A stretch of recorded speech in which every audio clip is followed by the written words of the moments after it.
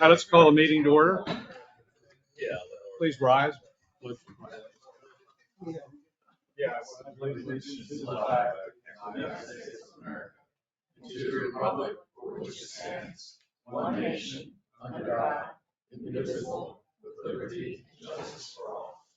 Thank you. Renee, would you call the roll, please? Commissioner Green. Here. Commissioner Canfield. Here. Commissioner Orthwein. Vice Mayor Stanley. Here. Mayor Morgan. Here. Also present and participating is Town Manager Dunham, Assistant Town Attorney Nazaro, CFO Mark Bymaster, Chief Richard Jones, and myself. Thank you very much. We've been presented with the minutes from our last meeting on November 8th. Are there any corrections, additions, or a motion? Motion to approve the minutes from November 8th, 2024. Second. Commissioner Green. Yes. Commissioner Canfield. Yes. Commissioner Orthwein. Yes. Vice Mayor Stanley. Yes. Mayor Morgan. Yes. And before we move forward, I think, Chief, you have a presentation. Yes, sir. Thank you. Mayor, if you would join me, I would appreciate it.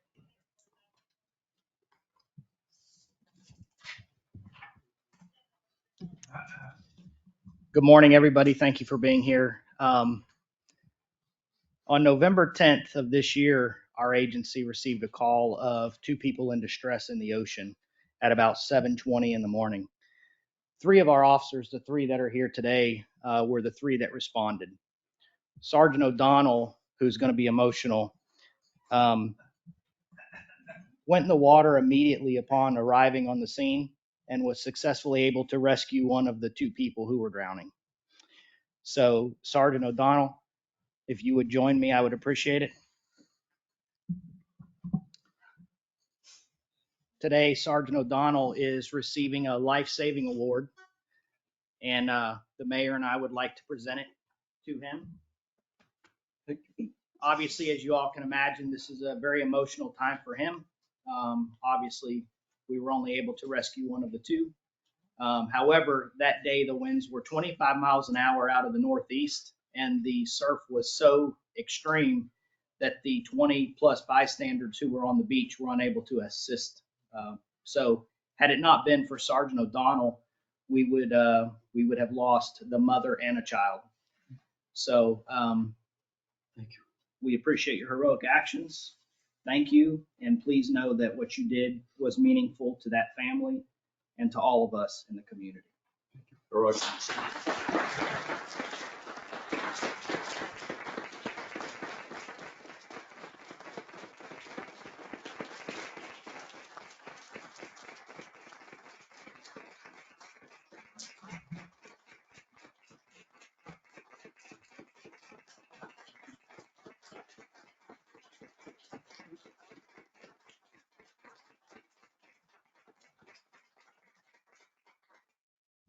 Thank you, everybody. It's greatly appreciated. You don't have to say anything. I do have to. I'm sorry.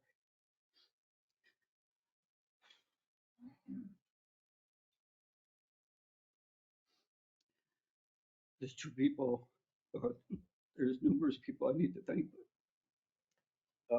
I had two individuals there that day that if it wasn't for them, I don't think I would have been successful. And they're here today, and I had no idea this was coming, but Officer Dotson and Randy Wilson. And I'm grateful to them, and I knew they had my back the whole time. And I owe it to you two both for helping me that day, and thank you.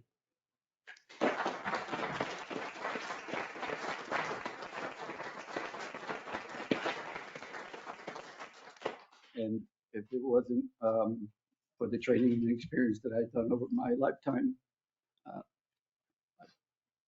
it helped me that day. It was the Marine Corps birthday, and I'm a former Marine. And if it wasn't for their training that they provided to me that day, I probably wouldn't have been successful. And also, Deputy Chief Hasley was there afterwards, and he stepped up and provided leadership that helped me that day, and provided comfort to my wife, and I'm greatly appreciative too. the department, and because of the support of the townspeople, you were able to provide the equipment and the training that also helped me that day. I had the equipment in the car that helped, and if it wasn't for that, again, probably wouldn't have been successful. So thank you, Chief, for that. I appreciate that very much. And as you know, funerals can be very costly, and the family, I can tell that probably didn't have the means to provide that service to their family as adequate as it should be. And because of one particular family in this town, the Ruth family, Miss Elizabeth Ruth, within 12 hours, put the call out, and several residents stepped up to the plate and provided the funds to pay the entire funeral cost. I attended the funeral and presented the check there, so the family didn't have to have an additional burden. So, and I'm very thankful for that and for the residents that contributed to it. And it made the healing process a lot better. You know, the chief and I happened to take a road trip on a school for drone training, and we had many conversations during that time period. That also helped with my healing process. And he made a great point. And you know, if I wasn't able to get to the mother in time, she would have had 3 children, have grown up without a mother. And I didn't even think about that, but he provided a great point there that helped with the healing as well. So thank you very much. Appreciate that. And last but not least, you know, when we get off of duty and we go home, we have a family. And if it wasn't for my beautiful wife who was there for me, thank you. So, once again, thank you very much, and I appreciate everything. And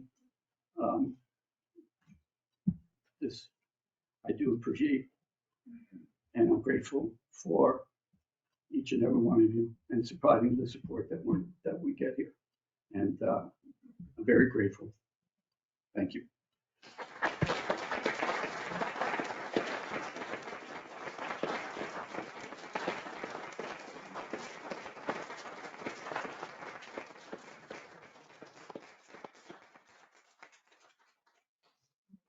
Thank you, Chief. Thank you, Mayor. Bernie, Randy, Todd, your actions bring honor to your department and this town. So thank you. Sir. All right, let's move on to our next meeting will be January 10th at 9 a.m. for anyone who wishes to attend an emotional meeting to start. Public comment. Kirsten Stanley is here from the Civic Association. She's president of that organization. Thank you. I want to echo the thanks on behalf of all the residents. So a little emotional myself. I've been asked to give a brief update on the town's 100th birthday celebration. We are coordinating an effort to have a casual event at the Little Club on February 22nd. It will be an outdoor buffet. There'll be a capacity of 220 people. The cost for the attendees is $50 a person. An invitation will be going out to all the residents. It will be a first come, first served basis, and we encourage and hope all residents are able to attend. We want it to be very inviting and very inclusive. It is going to be outdoors, again, weather permitting. So look for that invitation. That will be at the Little Club, and thank you for accommodating us. We really appreciate that. As part of the effort for the 100th birthday celebration or anniversary celebration, we are also going to do a Gulfstream Gives Back Day. So those efforts are in discussion about who we're going to work with as a nonprofit, as well as the beach cleanup effort. And then we did sell some commemorative belts and coasters. We were able to sell 96 belts and 70 coasters. Those are going to be available at the 100th on February 22nd. And if there's demand, we will offer additional orders on that. And I want to thank the co-chairs, Susie Lanigan, Lisa Morgan, and Jennifer Coulter, who are coordinating this effort. And there's an additional announcement of another thing we're working on that we will bring to you in January. And we also were able to purchase a drone for the town. So thank you. Great, thank you very much, Kirsten. Hope everyone can attend. Those invites will be going out. This is our 100th anniversary for the town, founded in 1925. So hopefully the word gets out and we have a great turnout. Okay, anyone else wish to speak during public comment?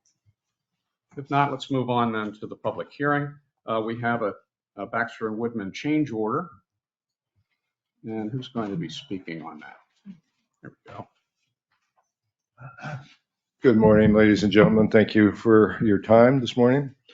This particular item is not a new item. I believe you have a handout in front of you that I'd like to just give you a little preface to what we're talking about. It's about road widening. That's part of our core improvement project. Back in August, the board already took a look at this. We were tasked with widening the roads in some places. And we put together, because it's a unit price contract with the contractor, which it means that each task is priced by the unit. We put together a unit price cost estimate, which is page 1 of your handout. Back in August, the board approved $177,000 for the road widening. Unfortunately, it was a little bit premature in submitting it to the board because the contractor at that time had not bought into that and reviewed his cost in the matter. So the board approved $177,000. That's the first page back in August. The second and third page are the contractor's cost that he added to that for him to do the work. The reasoning was that, hey, if you're asking me to widen the road over and above what's in my bid, it's going to take me longer to do it. If it takes me longer to do it, I have certain costs that are associated with my crew doing the work for each item. And this is for phase 1 and phase 2, I might add. So the second page is his cost added to the unit price estimate for phase 1. The third page is his cost added to the unit price estimate for phase 2. And you will see on the second page that the total has gone from 177 to 283. So what we are asking the board for today is an additional 106,000 for this item over and above what you previously approved, such that the last page is the actual change order to the construction contract. Once the board approves the additional funds, Gregory can sign the change order to the contract. So this change order will replace the one that we approved. Correct. Correct. I don't know. I mean, this is a significant change. It is. I don't understand why it wasn't identified at least more closely in terms of dollar amount back in August. Well, what happened was we got the item on the agenda for the board, and we had anticipated the contractor providing his input prior to the board meeting, and that did not happen. So what we probably should have done is just pull it from the board altogether, but it was already on the agenda and it went through without his review. Weren't they here at that meeting though? Pardon me? Weren't they here at this? They were here at this meeting, yes. Because we talked about the amount of stone and where it was going to be done. Yeah, all he said. Then it was Gulfstream as well. And we would hope that he was here today, but I don't believe that they are here today to discuss that. All they had to say at the meeting was, hey, I think you forgot a few costs, which, didn't register in my mind as being this significant. But the key to this is that he's asked as well, he's asked for 45 additional days to the contract to get this work done. And that is where his cost comes in, because he based his cost for quality control and management and everything else on the days in his contract. So this extends the time of the contract for phase one by 30 days. And overall, it's a 45-day time extension. We have two separate phases. So substantial completion for phase one now goes to March 18th, including the 30 days. So it's all about time. If the contractor was able to do the additional work within his original contract time, he would really be forced to do it by the unit prices in the contract. Because he cannot do it in the time of his contract, each one of those days has cost, and that's how he has presented it to us. We went back and forth with them quite a bit, and they were unyielding, and we don't have a lot of leverage in these type of situations on a change order. We have 53,000 per phase. Trey and Greg, look at the difference in the unit pricing with 30 to 40 days extra time. Well, I have a question about the timing. I mean, he's already applying the new width or the additional. He has been doing this for since phase one. in phase one, yes. And I'm not so sure that they've lost a lot of time doing that is my only question. So, I mean, because I think they're almost pretty much on schedule at this point. They're on schedule with this change order. Now, again, their schedule shows completion of phase one, March 17th. They are hoping, but not on paper, to finish before that. But nevertheless, March 17th is what their schedule shows as completion of phase one. Well, if they finish early, can we get a credit? I wish the contractor was here today, but to explain that, but Mayor, can I point out, while he just said that at our Wednesday monthly meeting, we did ask them to be here at this meeting to explain, and they obviously have chosen not to be here. No, I mean, I understand. I think it's a legitimate point. You spend extra day, you've got to pay crew to be out there. It's not just the materials. right. It's the time. But your point is well taken as well. August, but if you don't use the time Right. and we've paid for the materials, Right. seems to me that credit should be allowed. I think we can probably address that in phase two. Trey, when we did the March meeting, I mean, we approved that change order. We're just modifying it. Correct. So it's 106,000. I mean, are they going to stop work if we bring them back next month? Get this, because it's more about the schedule than the 53. I'm hearing we're on schedule, but we need 45 days, and I got 106,000. I got 53. Can't we just say you all need to show up next meeting and keep going? It's 100. The spread's 106 on a $14+ million project right now. Do we really need to do it like right now? I mean, no, I don't. I think that we would have no issue with postponing this approval to the next month. I mean, we would just have to make sure that the contractor is here, that they need to show up, and of course, Baxter will need to also. I mean, we've laid the predicate for it. We've gone to record. Some residents have kind of heard that we've got some schedule changes potentially. Greg says maybe we don't, and kind of go over it one more time, because all we're hearing about is the schedule. No, absolutely. I don't think that would be an issue. I don't believe that would be an issue, no. So, Okay, that's All right, phase let's two, do that. too, isn't okay. it? Let's defer till I next, said it's till phase next month two. when they can be here. Well, Phase it's one, both part. Okay. Part of it. phase. Right, okay. and gives us an opportunity to maybe talk. 4 months left on phase one, 3 months left, and it's 53. They'll be okay until next month. Yeah, they were told they needed to be at this meeting, so. Right. So that's what we'll do. Thank you. We'll defer this item from the agenda. Thank you. Till next month. Thanks, Rick. Keep these. Thank you, Rick. Okay, we're going to move on to the applications. Before we do that, any ex parte communications by commissioners? None here. Nope, very good. Anyone who's going to speak today on either application, please rise and be sworn. Right hand. Mhm. Okay, first item is 2919 Blue Water Cove. And at this time, if there's anyone that needs to recuse themselves, they can do so. Oh, I'm sorry. Well, We're not it's- that. We're not there Okay. yet. The next time. Jump the gun. Sorry. Good morning. I'm Luis Rivera with Affinity Architects. Very good. Well, Oh, okay. Yeah, no worries.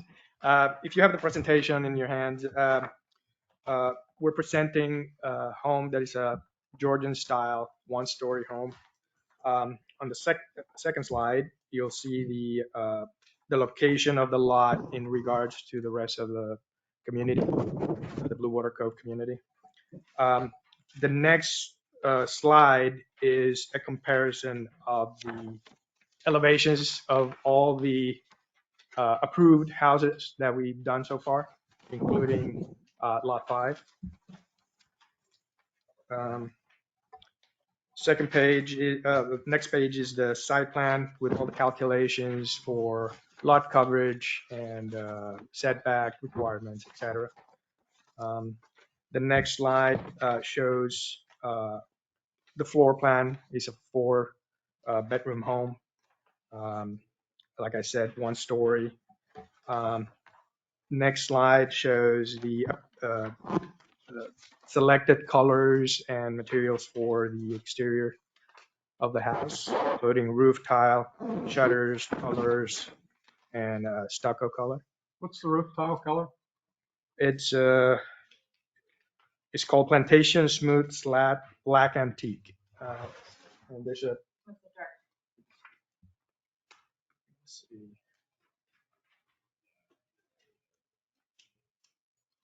It's a slate look. Dark Yeah. slate, Yeah.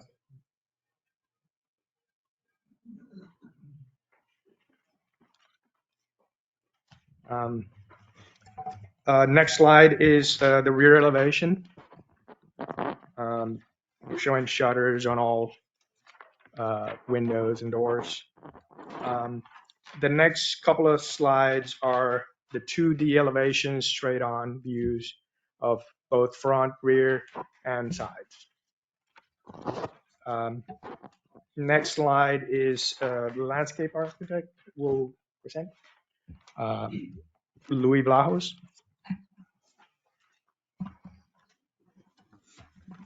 Hi, my name is Louis Vlahos, Majestic Views Landscape Architecture. Basically on the landscaping, we have the 3 streetscape large oaks in the front of the house. On the sides for screening, large 4-foot clusia hedge, and in the back with the existing areca palms, or fishtail palms, we have a combination of a podocarpus hedge and 6 green buttonwoods that were requested previously. Other than that, the landscape in the front of the house, we have 4 single large 16-foot foxtail palms, which accentuate the elevation and architecture of the house. Combination of some ligustrum trees, under plantings for color, Ixora, blue days, and Ficus green island as a lower ground cover. In the back, we repeat the foxtail palms in doubles, again with some crinum lilies, pink muhly grass, and again blue days for color. It's for viewing from the inside of the house and also from the pool area. On the garage area, we're proposing 4 fishtail palms to basically screen that garage door from the side, as we do with most of these units. Other than that, that's it. Comments or questions? I just have one comment, which may or may not matter. So are we, the trend in town, even with this project and obviously in the core as well, Place du Soleil, is like, no one wants white roofs anymore. Even if they're a modified product and we're not technically doing concrete slurry through and through anymore. Are we worried about, we have 1 white roof here, 1 or 2 here in this project, one on lot 8. are we, I mean, the roofs are generally different colors here. I know what the staff is approving in ARPV, but are we generally concerned about that even for today? Or not? I mean, the house is a beautiful house. It's 1 story. It's scaling up to the larger homes on lot 7 and 8, which is everything that, you know, by design, get all that. Just to sort of a general comment on that aspect for this street. I mean, obviously you got 1, 2, 3, 4, 5, 6, 7, 8, 9 approved or up.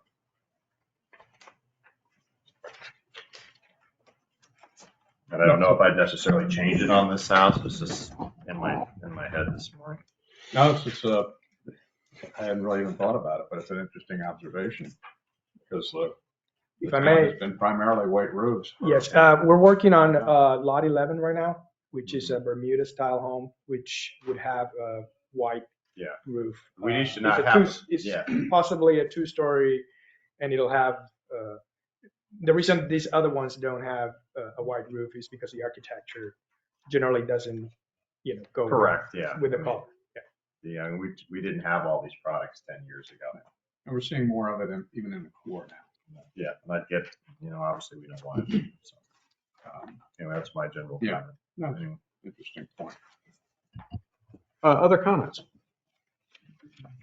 No. You know, I read this and it said Georgia. I'm thinking there's no way this is Georgia. So, because it's not brick, which is the, you know, usually Sure. the determining element of Georgia. Yes. But every other element is. So Correct. I stood corrected. Anyways, is there a motion?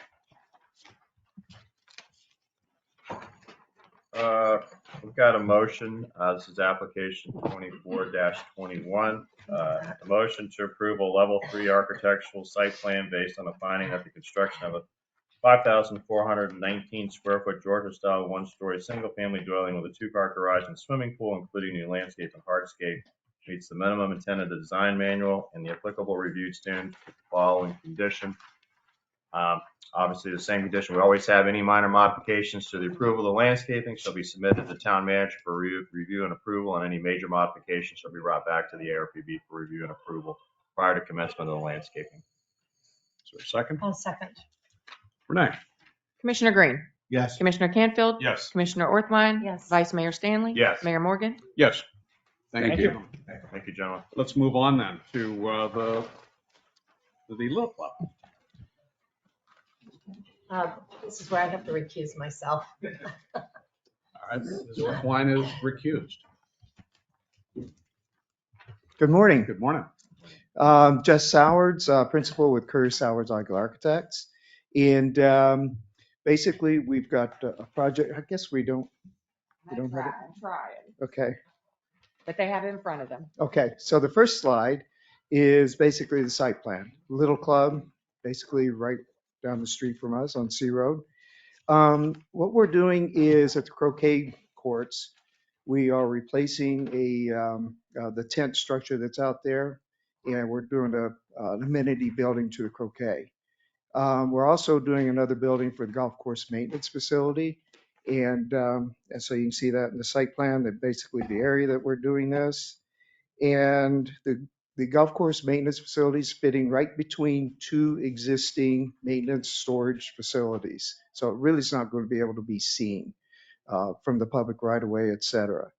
And that includes a break room, office, bathrooms for the crews. Also, what we're doing is we're upgrading the parking lot. We're adding additional parking for the landscape crew and employees. Also, right now it's a shell rock parking lot, so we're going to be asphalting that and cleaning that up. We don't want to bring shell rock onto the croquet, grass, et cetera. So we're going to clean that up. The next is the floor plan of the golf course maintenance facility. So it shows the break room, office for the superintendent, storage, and the bathroom. So it's a simple, like 1,100 square foot, 1-story building. And the next slide are the elevations. Very simple kind of structure. Can't have any windows on the sides because we're 5 feet away from the adjacent buildings. So, but the 2 ends will have windows. The roof will be the white. We're matching exactly what's out there. So it's the white, through body white concrete flat roof tile. The next slide is the croquet amenity building. And, oh, there we go. And the floor plan shows we got a beverage station. We got pickleball courts out there. So we need a beverage station. We got bathrooms. We actually are installing a golf simulator to go in this building. It's about 2,400 square feet.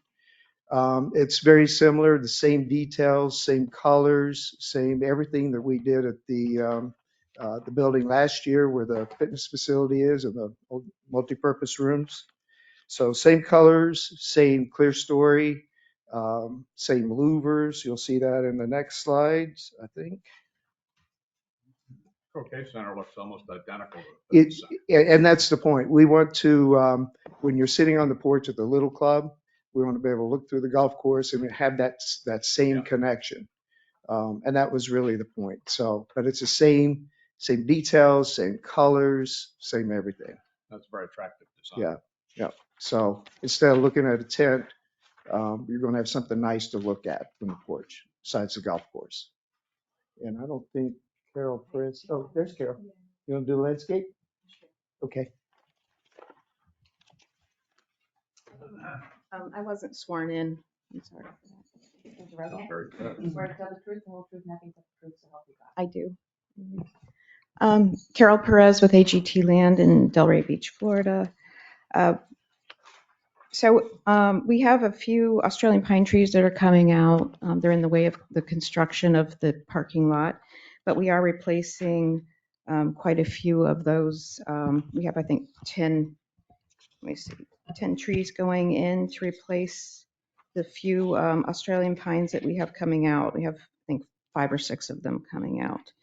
And again, we've used the same plant palette that we have used at the Wellness Center so that there's a cohesive look, the same as the architecture. So we have podocarpus hedges, and we've used some Garcinia accents and a couple of silver buttonwood trees, which are throughout the property. We also have screening with small leaf clusia, which is an existing hedge to screen the parking lot. And I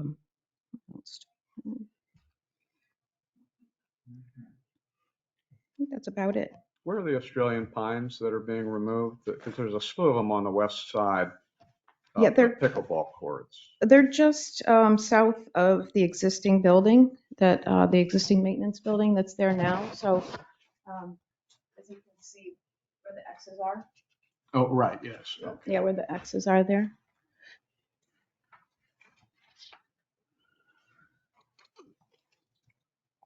And then in the parking lot, if you can go to the next slide.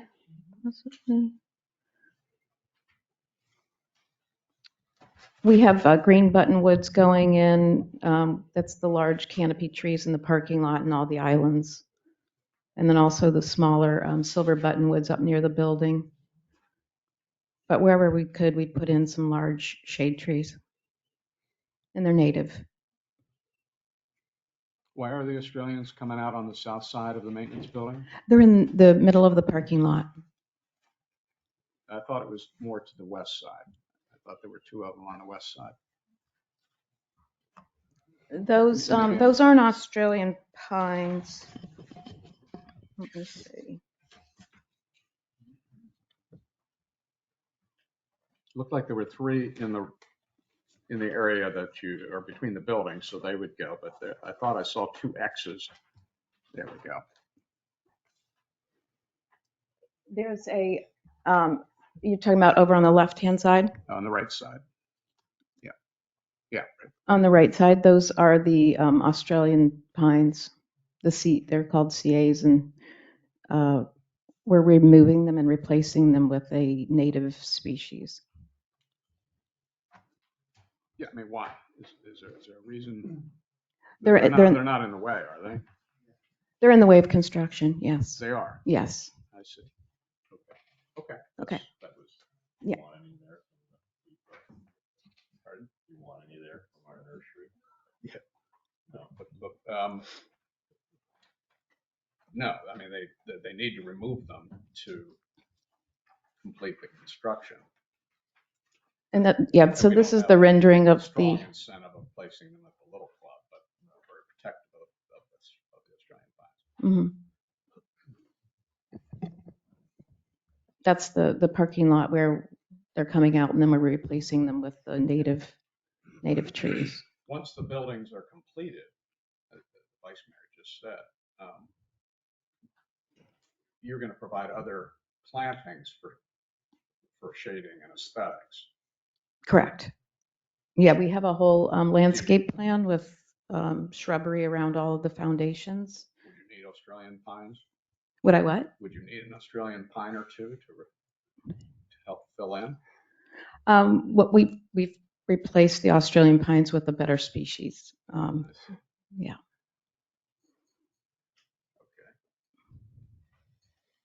More native to our area.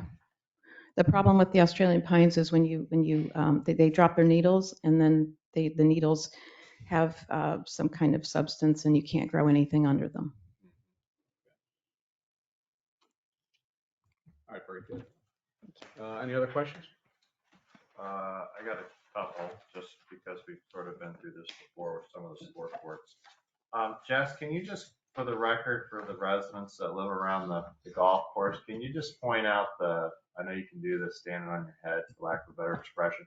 Can you just point out the footprint of the new building as opposed to what's there? Because it really doesn't look that much different to me, other than, well, obviously you have to raise it due to FEMA. Mhm. Can you just articulate that for everybody? Are you talking about the golf course maintenance? Yeah, so you're building? taking Yes. the shed down and everything, we're adding 2 buildings, but the overall footprint, other than the height by about 3 or 4 feet, is not Mhm. gonna look. And I know you said that you Yeah, all here we are go. looking That's for the good. gym. Yeah, it's this piece right here. This is existing, that's existing. So this is an open space Yeah. between the 2 buildings. So that's what we're filling in. So we got a sidewalk coming, actually to meet my ADA accessibility into the building. So this is a sloped sidewalk to a porch. And this would be a golf cart access that they can get from here to here if they need to. So, So yeah, it's kind of hidden in between those Yeah, 2 so if you're buildings. at Gulfview or Gulfstream or somewhere, 2nd, 3rd floor, and you're looking down on the golf course, and you've got obviously much cleaner, nicer roofs, better landscape plan, it's all organized, you don't have the stacks of soil, obviously Mhm. it's pipe, you're selling the product, it's not gonna be, the massing and everything's not gonna look much different. No, just it's nice. not. Yeah, no, it's not. This is, and actually there's no landscaping area. They're using that currently as a septic field. So we're taking off the septic tank, put a lift station in, and we're going to be pumping out the sanitary. So actually it's going to be looking a little bit more unified. So when you're looking down onto the building. Then my second comment, because this is architectural and for the committee and for Rob, the general manager, this is the town of Gulfstream. And in the beverage room, I mean, I'm just not seeing a space for a bar in there. Plum court. Or, the ADA lift is in the way, or a window when it's hot, so you can sit at the bar and look out. And then also have a window to walk up and get a drink. We just have the sink on the back side, designed to do bars, but anyway, just throwing that out there. It is Gulfstream. And third, can you just go over the lack of lighting in the parking lot? There's no elevated lighting or any of that kind of stuff. Yeah, no, there's no lighting in the parking lot. We know that the town doesn't like all that. So we do have security lights on motion so that if some activity is going on that shouldn't be, motion lights will go on, and they're on the corners. So that's really the lighting that we have going on in the parking lot. So there's no one there to have any reason to be there after dark. So yeah, so there's no lighting on the parking. Great, thanks. That's all I have. Yeah, it's a nice addition. It really cleans up that area. It's going to look much nicer. Any other questions? If not, is there a motion? No? Somebody in the public? Sir? Yeah. I need you to come to the Just come to the podium for the microphone record, and please. speak so it can be, comments can be recorded. I'm Paul Dewey. I live at 3900 North Ocean Boulevard. The question is just regarding how much of the parking will be changed? Are you adding paving out there? Are you adding any more footprint in terms of a parking lot, et cetera? Thank you. Yeah, just for clarity, if I can point, this area where the Australian pines are, there's really not enough parking for the employees. So we're adding the employee parking, but the rest of the parking that's shell right now basically stays as is. We're just replacing that with asphalt.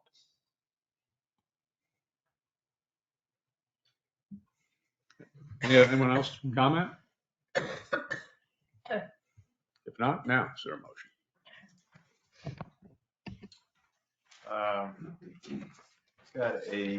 This is application 24-22. Got a motion to approve a level 3 architectural site plan to permit the construction of 2 new single-story structures, an 1,185 square foot croquet amenity building and an 1,120 square foot golf course maintenance office. Is there a second? Second. Renee? Commissioner Green? Yes. Commissioner Canfield? Yes. Commissioner Orthwein? Oh, Yes. you She's recused, recused. my bad. Vice Mayor Stanley? Yes. Mayor Morgan? Yes. Thank you very much. Thank you. Nice presentation. Thank you. All right, let's move on then. The ARPB's recommendation on massing in the core district. We've been looking forward to this. Malcolm? Mayor, Commissioners, good morning. Malcolm Murphy, Chair of the Architectural Review and Planning Board. Thank you, Trey. I'm here this morning as a conduit to present to you the recommendations that were made by the ad hoc committee to address massing in the core district. This board approved that committee come together at their March meeting, and that Paul Lyons chaired it. And from that day, we had monthly meetings. And what I'm about to present to you was presented, as I said, to the ARPB meeting. It was approved to be recommended for your consideration. So with that in mind, the members of the board, as I've mentioned, Paul was chair, Gary was on the board, Michael's here, Bill, myself, and Tom Smith. And the committee process, in terms of the background and the research and the due diligence we did, we invited as many subject matter experts to contribute to this recommendation as we could, both in this room with architects who presently present applications for consideration, and also Greg and Trey. They met with the Palm Beach County Town of Palm Beach. Yeah, out of Palm Beach, to basically get their view to address this problem we are trying to stop before it becomes a major problem. And so with that, the next slide, please. 3 key objectives: the purpose of the district, identify the makeup of the district, and develop specific rules. The next slide, please, Renee. You're all aware of the core district. It's pretty straightforward, but it's also its unique composition, with the exception of one property. We're looking at relatively small footprints and confined to that corridor, which make up that core district. Moving on. If I could just interject. Yeah. So the recommendation is to create an overlay district, which is comparable. We do have an overlay district in town, the North Ocean Boulevard Overlay District, which is a specific area that's identified that's unique to the town and has different zoning regulations within it. So along A1A, we have that 50-foot overlay district where certain different rules apply for that front property setback that are different through in other districts. That also does apply to the beachfront along, as well as Ocean West or any other properties that are differently zoned. It exists in that area. So what the recommendation is here is to create an overlay district which will have all of the same zoning requirements, but just some extra criteria that will be applicable to that area. So like Mr. Murphy said, there are 3 objectives in creating an overlay district. The first one is the purpose, which would be to address massing. The second one is identify the area. And as Mr. Murphy stated, we have all the homes along between Old School and Gulfview, north to south, between Gulfstream Road and Polo. So that section that's highlighted in red. And then, of course, the third thing would be to develop specific rules that apply to those homes in that district. So again, the purpose, of course, is to address massing the core district. The second one is identify the area, which is all homes between Polo Drive and Gulfstream Road south of Old School to Gulfview Drive, which are highlighted. And then, of course, where we are now is develop specific rules for those properties to address the massing concern. Thanks, Trey. Renee? Now, before we go into, for want of a better word, the weeds, one of the things we set out and we discussed was to incentivize the prospect of building a 1-story home. Malcolm, can you get a little closer to the mic? Yep, it has that. That's perfect. Yep. Yeah, just to recap, the board, under Paul's guidance, we went through many ideas, but the main overriding theme was, let's make this desirable. Let's encourage people to want to build a 1-story home. And that's what we tried to do here. For example, at the moment, you're all aware that we have 36, and we have 33% of the lot area, and we've proposed approximately a 10% increase up to 36.36. We also, at the moment, all unenclosed areas are counted 100% for the purpose of the FIR calculation. We've said, the board put together the proposal that's reduced to 70%. And in terms of setback, and this is the fact that because we want the 1-story level, we said it's far less imposing than a 2-story. So with that in mind, we want to reduce, or rather the proposal is that we reduce the setback, which is presently 30 feet, to 25 feet. Renee? Now, you have this in front of you. I have no intention of reading it to you. But this is basically the essence of that proposal of increasing the floor area ratio to 36%. And it's in front of you at the moment. So as Mr. Murphy stated, we are looking at a specific area, which are medium to smaller size lots in town. We do have our sliding scale FAR, which would impact the first 20,000 square feet.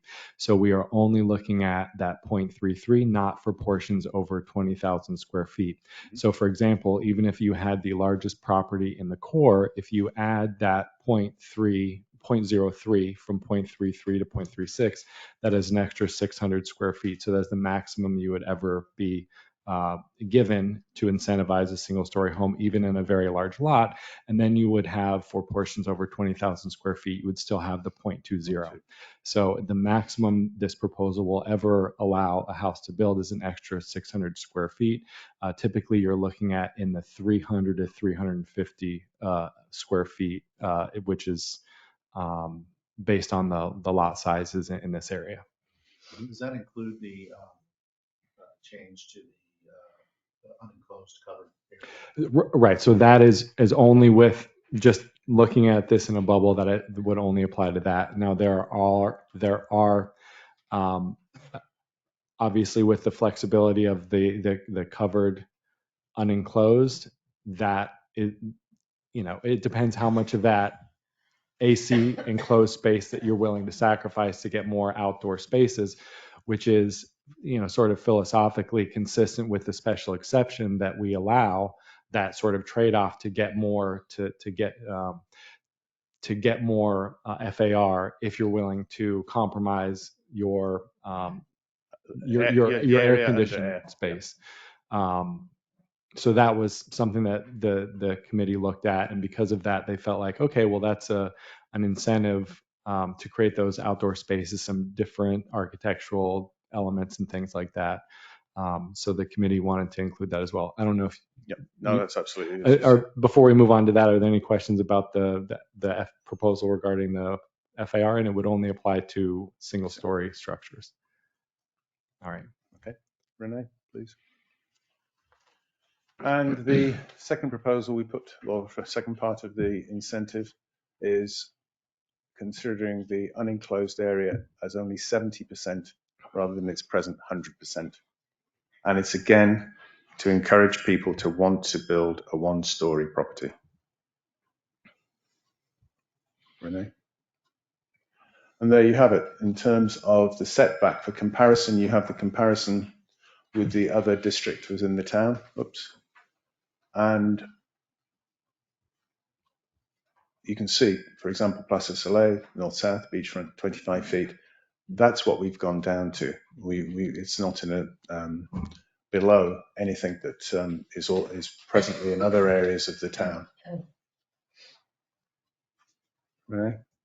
So, sorry, Scott, sorry. Do you want to comment at the moment? There's a comment. Mayor, there's a sorry. comment So, from do you want to comments sorry. now, or do you want to? No, I'd rather wait until Great, we finish okay. the presentation. Thanks. Sorry. No, it's okay. It's just a pause. Now we said disincentive is the wrong word, but basically we wanted to make sure that people understood fully what they had to work with if they decided to go with this two-story home application. Presently, there's a 50% second floor of first floor footprint. The proposal is that is reduced to 30%, and that the maximum height, because massing is a visual aspect, we want to reduce the visual impact on people seeing. So therefore, we said reducing the roof height from 30 feet to 28 feet. Renee? And again, here, the massing, that's what it is at the moment. You'll see 50%. And it's all very well seeing these numbers that are in front of you. I think because we're talking about a visual component, what Trey put together and was considered is what it actually means with examples of what are in the town and what they are in terms of second floor area. So here, 340-20 Gulfstream Road, 43%. Renee?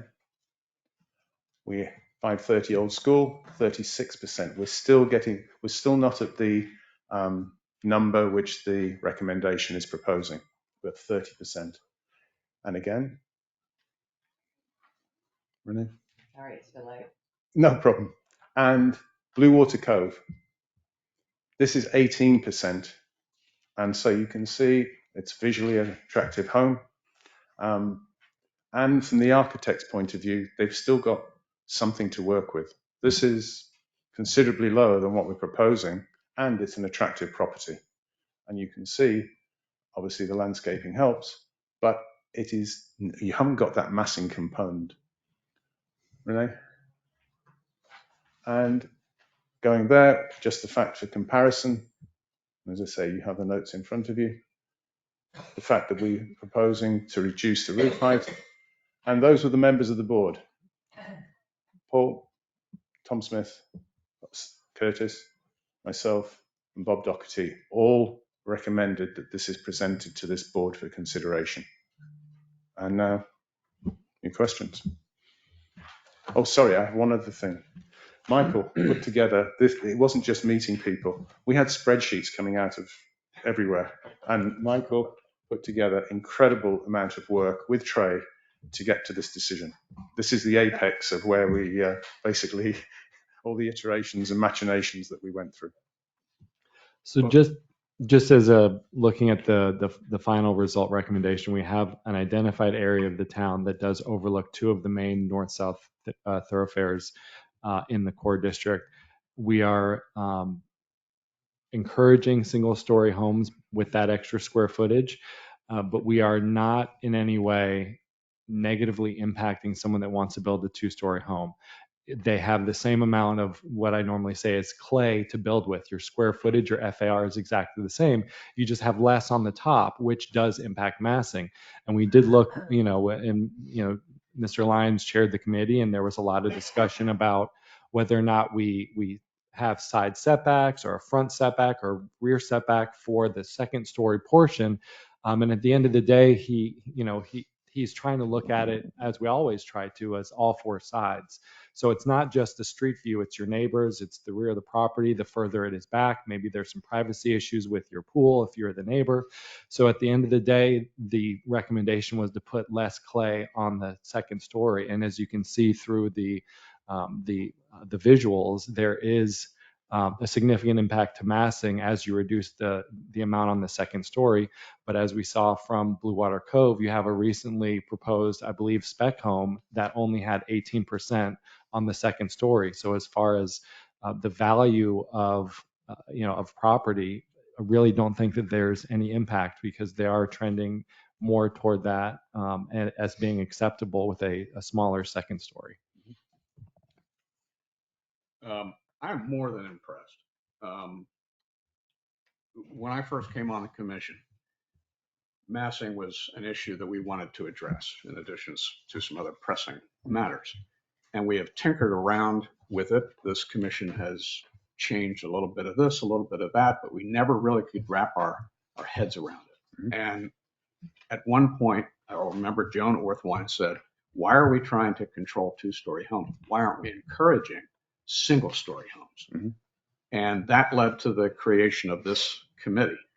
And I want to compliment Malcolm, you and your team, bringing people from all over, young people, older people, people who are new to the town, people who have been here for a long time, and to Paul Lyons particularly for chairing it, for taking the time, particularly in late spring and early fall, when there aren't as many people around.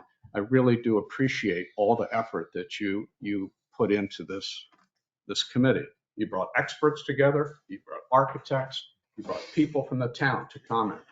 And I think what you've come up with is an excellent approach to dealing with the problem of massing in a fair and reasonable way that doesn't punish 2-story people, but encourages what has been historically the aesthetic of our town, at least of the core.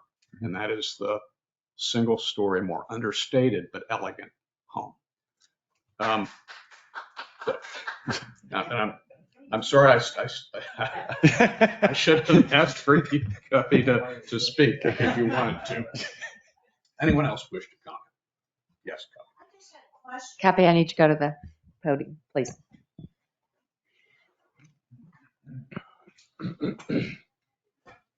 My name is Cuppy Craft, and I don't know whether Yippee is appropriate, but thank you all to this committee. I had a question about the setback in the front from 30 to 25 feet. I'm sort of nervous about that because I wonder if you're going to require garages or some sort of off-street parking for these houses, which I think is an issue in the core. And a lot of these houses, and I noticed you used 3112 Gulfstream Road as an example, they have their guest parking in the front. So if you're going to reduce that setback, is that going to impact on guest parking or owner parking? The board at the ad hoc level, and when it came to the ARPD, asked the question, and it was considered that we could get 2 cars on the drive and in the garage. And it is an existing requirement that each single family residence includes a garage sufficient to accommodate a minimum of 2 full-size vehicles. So you are still going to have that requirement that a 2-car garage needs to be with every new build. Yeah. And with the drive, if they've got their vehicles in their garage, then they have to use the drive as well. Yeah. That's very good. Anyone else wish to comment?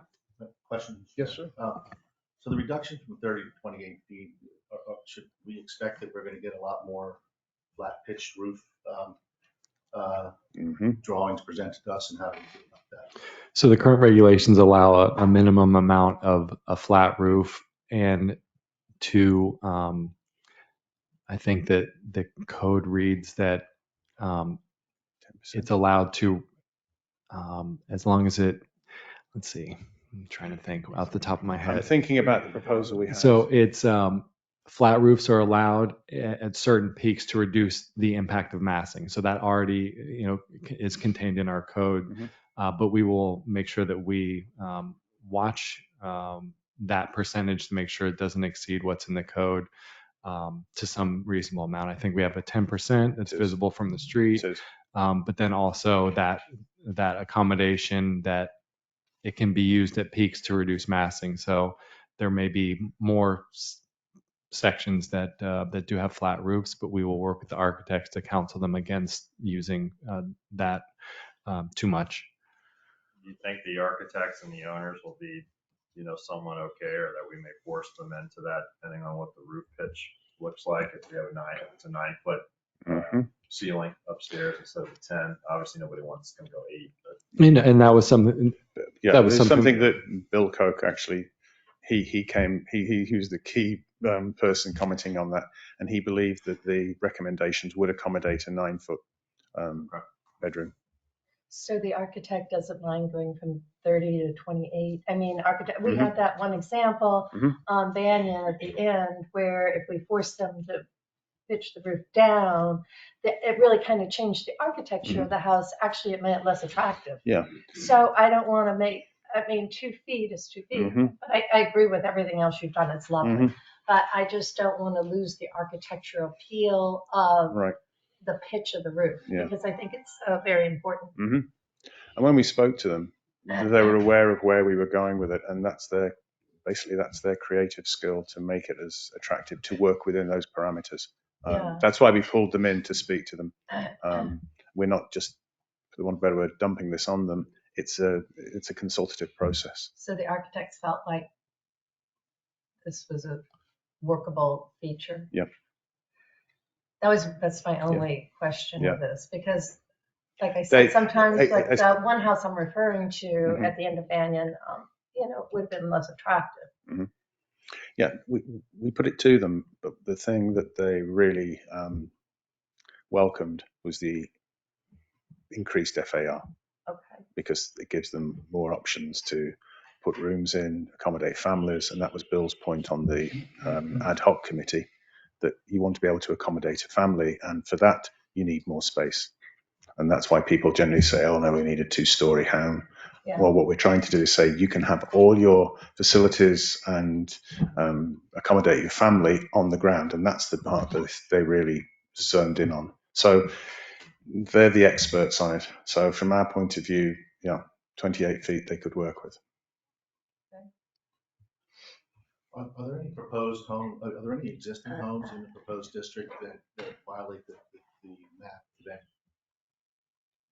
I think there were at least 2 examples on the slideshow that do exist in this overlay district. Yeah. There are probably a number, and they'll be grandfathered in. It's just Yep. that when they're torn down or substantial improvement is done, but it's not going to impact. So, example, if you owned one of the properties in the proposed district and you wanted to do significant renovations, that would be completely acceptable because it's an existing nonconformity.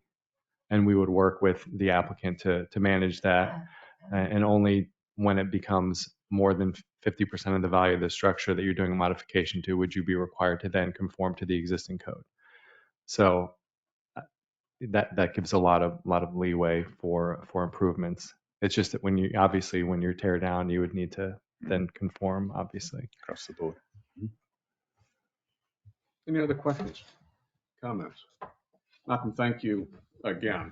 And I'd like to point out that this month's ARPB meeting will be the last one for Malcolm. He submitted his resignation because he's going to be going back to South Africa for some undetermined period of time. Yeah. And I just want to say you've been an outstanding chairman and member of the ARPB. we've all served with you in, one context or another. And I think what was evident today in your presentation is why you were such a successful chairman. You have a calmness about you, and maybe it's the British accent, I don't know.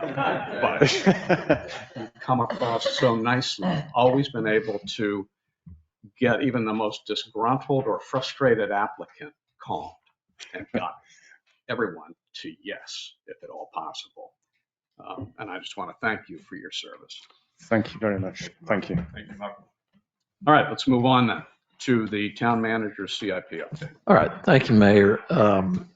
Again, we were hoping that we would have somebody from the contractor here today, but I do have the town's Anthony and Baxter Woodman's Anthony Monroe, who is an inspector for Baxter and Woodman. And as I've mentioned before, the schedule, I mean, we have to keep up with it pretty much on a day-to-day basis. And that just, it makes it a little more difficult for us to keep the residents that need to move cars or get in and out and gain access to their houses. I mean, that's a day-to-day challenge for us to keep up with. But as you know, they have completed the valley gutters on all of Polo now, all of Old School and Right Way, and half of golf use. What they are working on, excuse me, are the 3 finger streets, and they are various applications on each of those streets in terms of the construction. And so I mean, I'm not quite sure where they're at today, but I think between the two of you, you could tell us what they're doing on Morning, Middle, Commission. Palm Way, Right. and Banyan.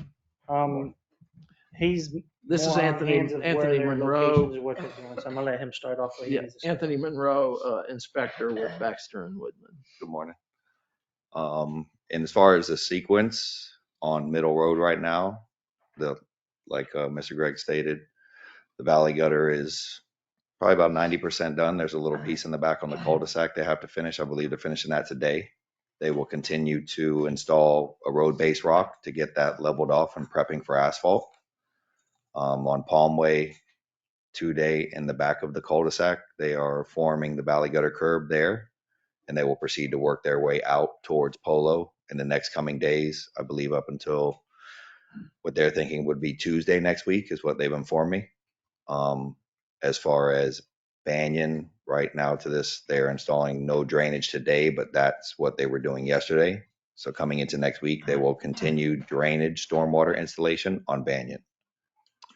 And I think the goal is to hopefully pave Middle, but perhaps today will determine maybe that they might not be able to do that because Palm Way would not be ready for asphalt, and that they can only order so much. I mean, they have to order enough asphalt at a time, and so if they can't do Palm Way, I don't believe the batch plant would give them asphalt for just that one road. So after discussing with you this morning, I went and spoke with the contractor and questioned them about their progress and possible asphalting, as they stated that they would prior to the holiday.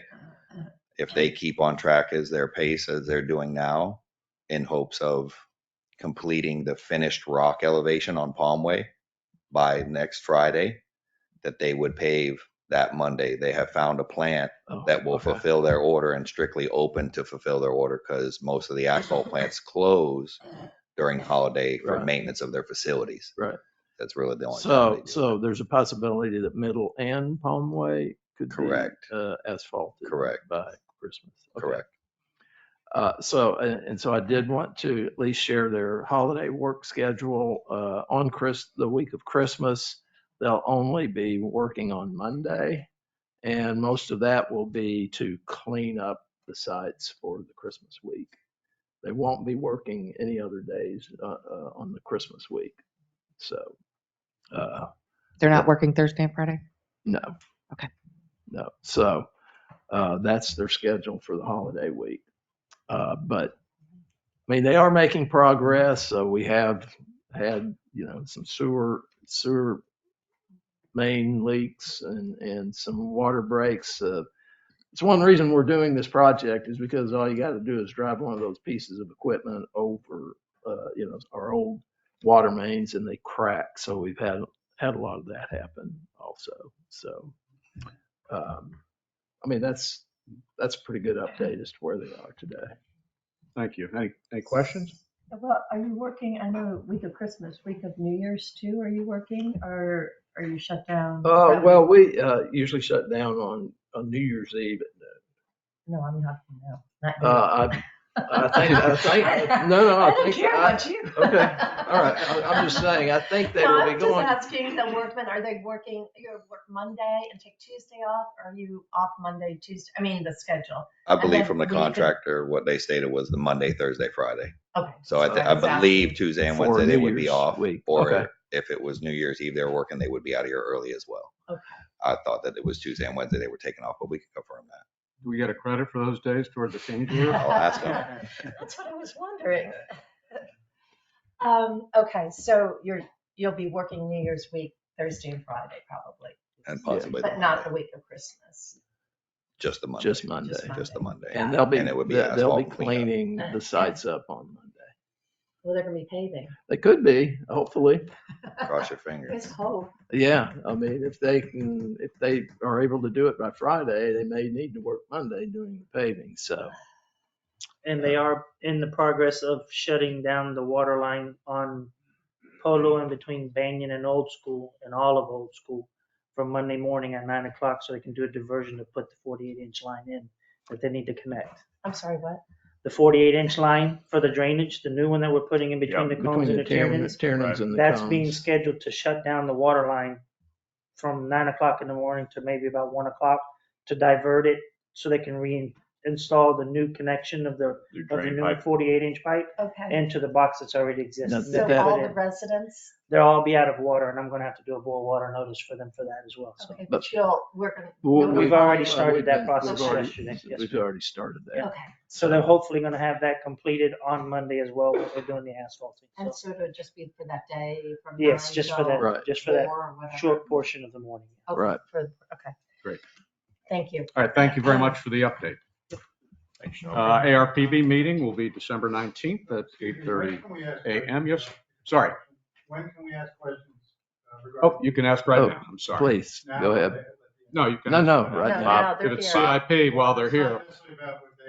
That's okay. Come on Yeah, up, come on Bob. up. Come on up to the mic now. Come on It's a up. Good We segue. might need them to answer.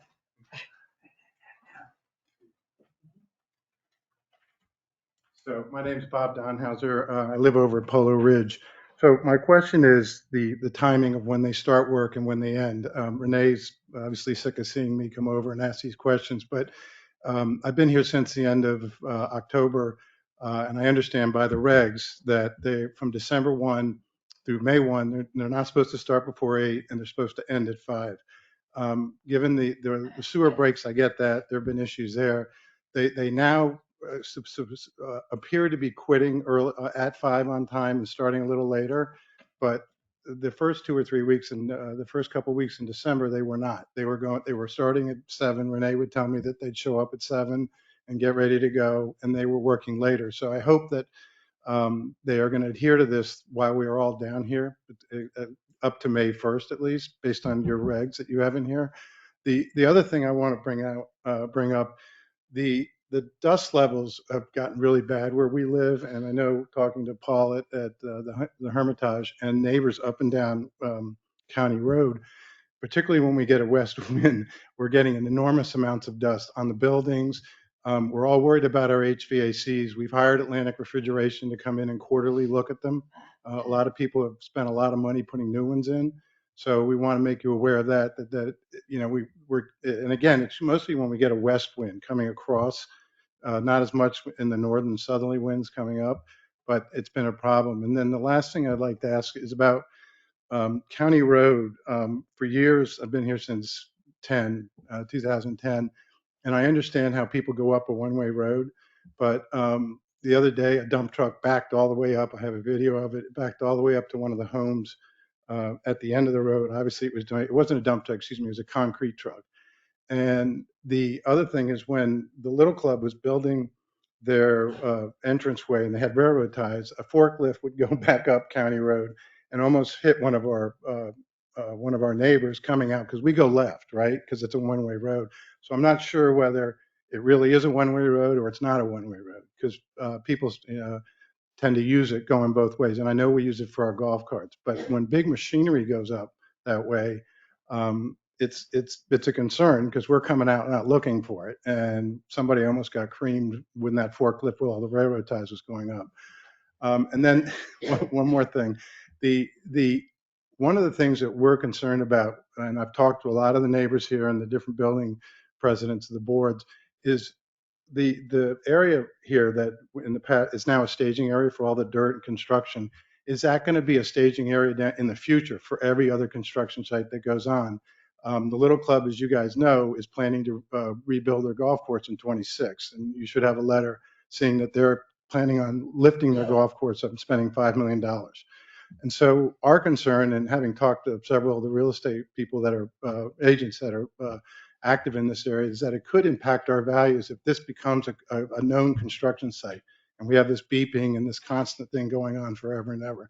So again, knowing that the regs say you're supposed to be covering it, you're supposed to be doing all these things, which I know are cost prohibitive, right? You can't put a big tent over all that stuff. But I think there are things that you're going to hear from people over the next year, whatever, that there are concerns about what's the future of that site and how it impacts values for those of us that live right near it. So that's what I have.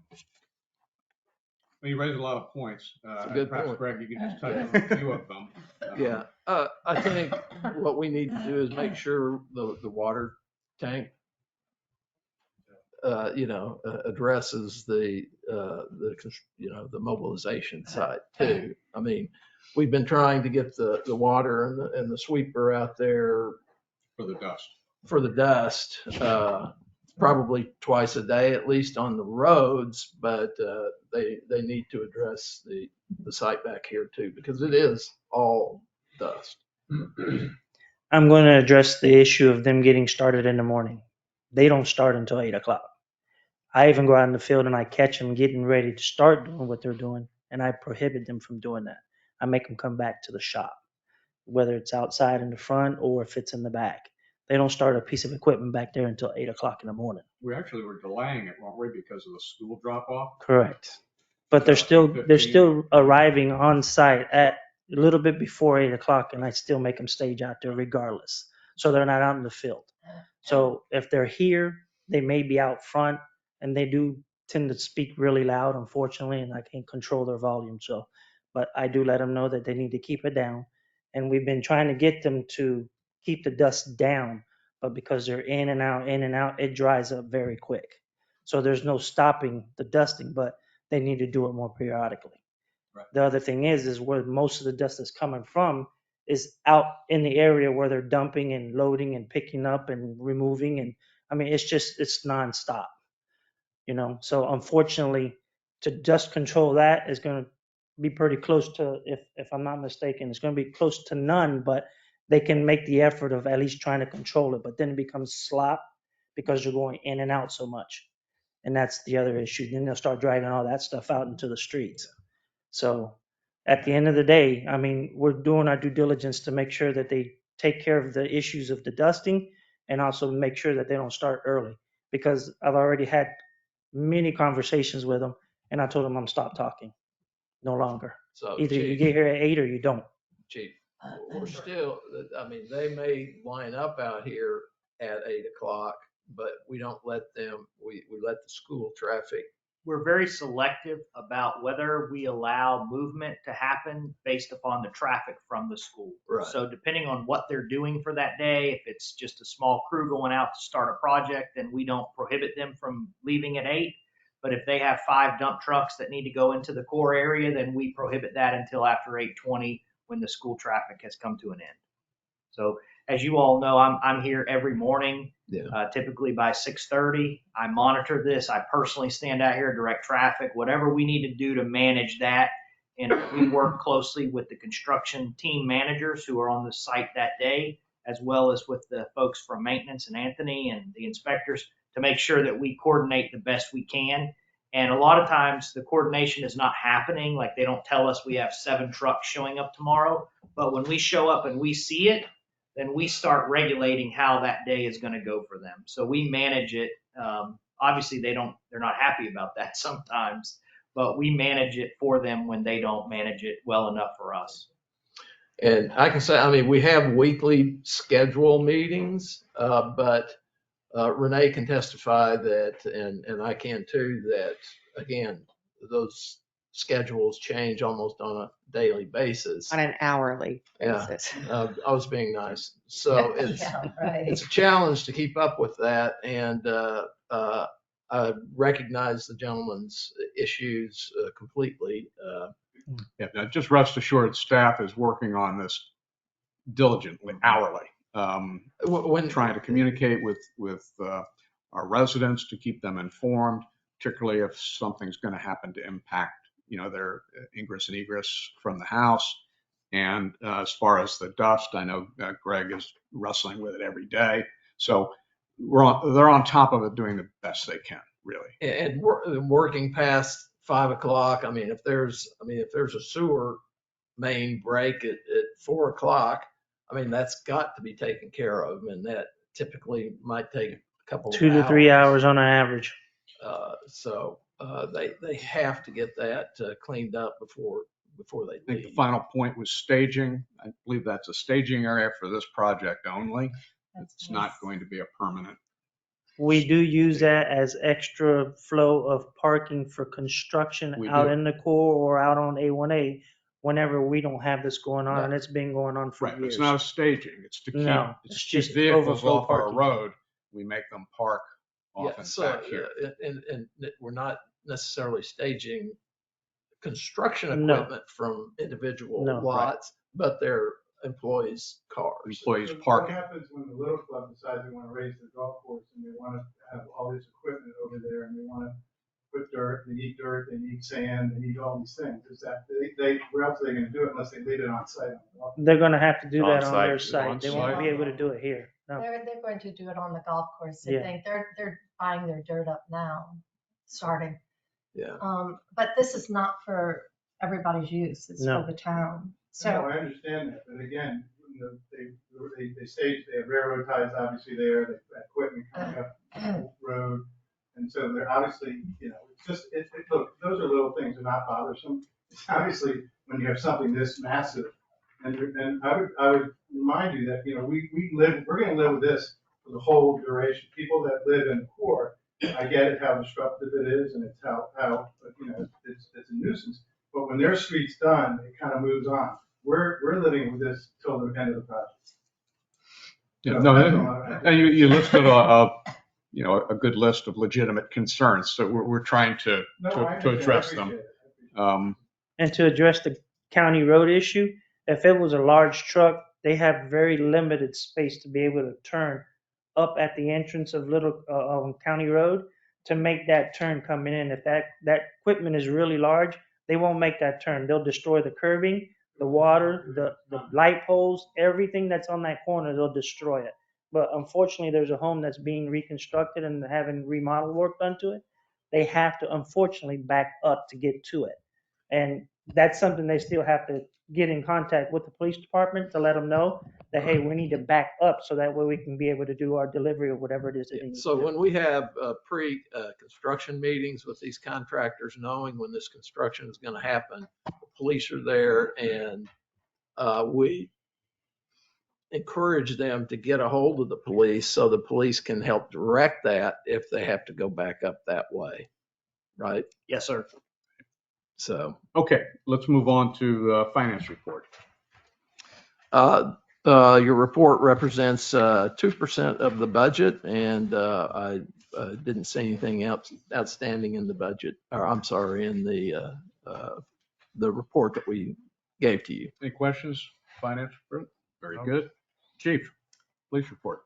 Good morning, Mayor, Commissioners. I appreciate the opportunity to present. Our report is available this month for review. If you have any questions, I would ask that you ask them now. If not, if you would please accept it. And then if I could just have one moment, I know I've taken up some of the meeting this morning. I just wanted to let everyone be aware that the Civic Association did in fact purchase a drone for public safety purposes, meaning emergency use. That drone has been received by the police department. We're in the process of now learning how to operate it properly and whatnot. Both Sergeant O'Donnell and I are now certified FAA pilots. So we are the two operators, and we are beginning to build that program to use it for obviously folks who may have Alzheimer's issues, walk away from home, if we have any school incidents, or even drowning incidents where we can get a set of eyes on someone much quicker than having a helicopter show up. So that is very appreciated, and obviously will go to great uses in the near future. How's that usable if there's an issue at Plaza Solai? So we can actually, from the police department, we can fly the drone directly to Place au Soleil and utilize it there. We can actually fly the drone there faster than we can drive a police car there. Great. So Okay, any questions about the police report? No bridges. Yeah, just one quick question, Chief. The 4 arrests, are those related to traffic stops where you? yes, none of those incidents were related to criminal activity outside of proactive policing. Thank you. Very good. Thanks, Chief. Thank you. All right, let's move on to Resolution 24-14. But before we do so, we had a presentation on this. I want to make sure that everybody is on board, in agreement with what was presented, with the approach that's being suggested. Okay, Joan? Yeah, I am. Good. I just I have a question with the height, but that's it. Very good. Then let's go to Resolution 24-14. Renee? A resolution of the Town Commission of the Town of Gulfstream, Palm Beach County, Florida, declaring zoning in progress relating to the creation of an overlay district within the existing Gulfstream Core Zoning District that will control massing in this area of the town, requiring that no building permits be issued by the town during the period that zoning is in progress for any project which may be in contravention of any proposal under study, providing an effective date of today, December 13th, 2024. Is there a motion to approve? Motion to approve? Second. Renee? Commissioner Green? Yes. Commissioner Canfield? Yes. Commissioner Orthwein? Yes. Vice Mayor Stanley? Yes. Mayor Morgan? Yes. I'll move to Resolution 24-15. Mr. Dunham, what are we looking at here? Yeah. Okay, so this is a resolution. The county is proposing to develop and create a countywide transportation plan. We're the Palm Beach County City County Managers Association did not want to be left out in the municipal in the administration and oversight of this planning process. And so basically what this resolution does is ensure that towns and cities will be included in the selection of the firm that will lead the development of this transportation plan. And that municipal administrators and engineers will be part of that oversight committee. Okay. Resolution 24-15. Renee? A resolution of the Town Commission of the Town of Gulfstream, Palm Beach County, Florida, supporting the procurement and oversight of consultants for the development of a countywide transportation plan, supporting the formation of a technical advisory committee for the same, providing an effective date of today, December 13th, 2024. Is there a motion? I'll move to approve Resolution 24-15. Second? Renee? Commissioner Green? Yes. Commissioner Canfield? Yes. Commissioner Orthwein? Yes. Vice Mayor Stanley? Yes. Mayor Morgan? Yes. Mr. Dunham, we're now looking at the solid waste. Yes, sir. So per the state requirements, the town put out an RFP for solid waste collection services. That process requires a committee to be developed to review proposals by various firms that turn them in. And the town did that. It consisted of myself, Miss Renee, and the town manager from the town of Manalapan. We had 3 proposals, Coastal Waste Management, Waste Pro, and Waste Management sent proposals. They all made presentations to the town. The committee listened to those and ranked them based on experience, technical proposals, and financial proposals. You can see the list of, and I think all 3 of us had Coastal Waste Management on the top. What we don't have there, and I think I handed out to you, was their price proposals. And you can see, I'll just read them. Coastal Waste was $217,932. Waste Pro came in second at $242, and Waste Management was at $381. What I can say, if you have any questions, Mark can kind of discuss or tell you how that compares to what's happening now with respect to Waste Management, which is our service provider now. Their proposal represents a serious increase in the amount of money that we pay for waste management services at this point in time. We knew that was coming. That's why we did this. They already told us that they were going to have a very serious increase. They did not want to do backdoor service anymore. And I can tell you that Coastal Waste does provide backdoor service like Waste Management. So Very good. So what we're doing today is just we're accepting the. We're selecting the contractor to award the bid to under RFP 2401. The solicitation documents have an initial term of 10 years with an option to renew for a 5-year term. So it's a potential 20-year agreement. It provides for annual increases in accordance with the Consumer Price Index. I know that Waste Management wanted a different price index that was tied to water, sewer, trash. We are not doing that as a 5% cap and a 0%. So if the Consumer Price Index goes negative, it's 0. Just to get an idea of what we're talking about per resident per month, Coastal was at $46, which is very consistent with actually what we're doing right now. Right now, Waste Management is charging $47.82. So they are pretty much consistent. So our residents aren't going to see a lot of change, but Waste Management wanted to renew at $61. So we're talking about a 25% increase over what we were able to get now. And of course, Waste Management's proposal was at $82 per home when they actually sent their proposal in. So there's no change. It is going to be backdoor and side door, and we are going to meet with the representatives from Coastal over the coming weeks, get them on board, and ideally bring back a contract next month for execution by the commission. Very good. We're all aware of what Waste Management was doing, and were unwilling to work with us at all. We recall the meetings we had with their representative here. So well done. Good job soliciting these bids. Is there a motion authorizing Coastal Waste? Just make a motion to authorize the staff and the committee to pick the bid rate for Coastal Waste. Second. Renee? Commissioner Green? Yes. Commissioner Canfield? Yes. Commissioner Orthwein? Yes. Vice Mayor Stanley? Yes. Mayor Morgan? Yes.